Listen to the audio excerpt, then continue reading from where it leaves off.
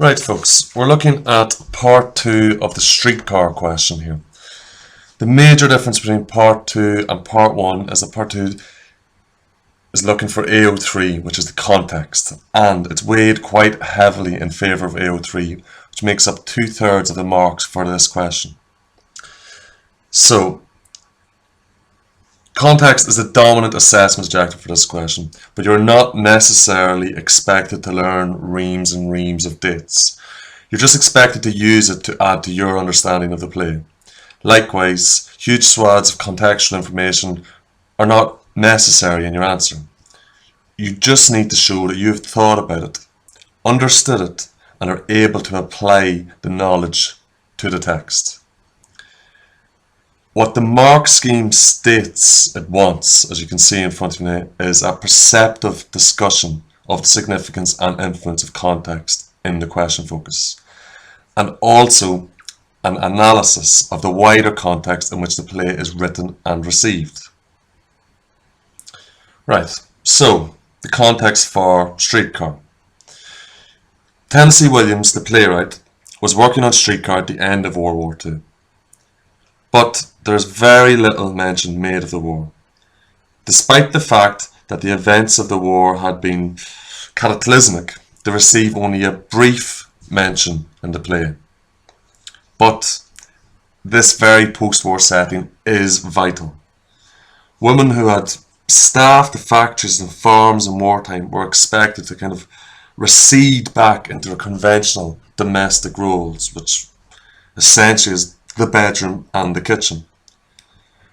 As a Southerner, Williams was more affected by the events of the American Civil War, going from 1861 to 1865, which is not that long ago in terms of when the play is set, which is in the 1940s. It's less than 100 years. So following their defeat by the northern states, the South suffered economically, obviously because lots of the South and the big plantations relied on slavery.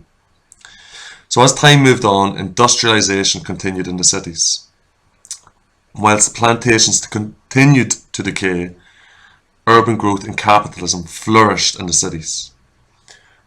Williams was interested in the progress of American history, but not only where it had been, but also where it was going and how it would get there. Which leads us on to the American dream, which hopefully most of you will remember from Of Mice and Men, which is the dream that George and Lenny and the other characters on the ranch have about bettering themselves and achieving anything that is possible. Now Stanley represents this American dream, that all men are born equal and can succeed equally, whilst Blanche represents the old world, where class and race are still important issues. Now, the tensions in this play come from this cultural conflict. We've got the worlds of Stanley and Blanche, which are so opposed to each other that neither can understand the other. Stanley Kowalski, as a symbol of this modern but still masculine world, remember, the women are back tied to the kitchen sink. We've got this urban, working class male, his overalls stained with grease. He then encounters his visiting sister-in-law, Blanche Dubois, which means from the woods if we translate her name, who comes from an old, aristocratic, rural culture. She is a relic of a time before the Civil War that divided America. Her connections with that vanished world of genteel white gentlefolk presiding over a slave economy.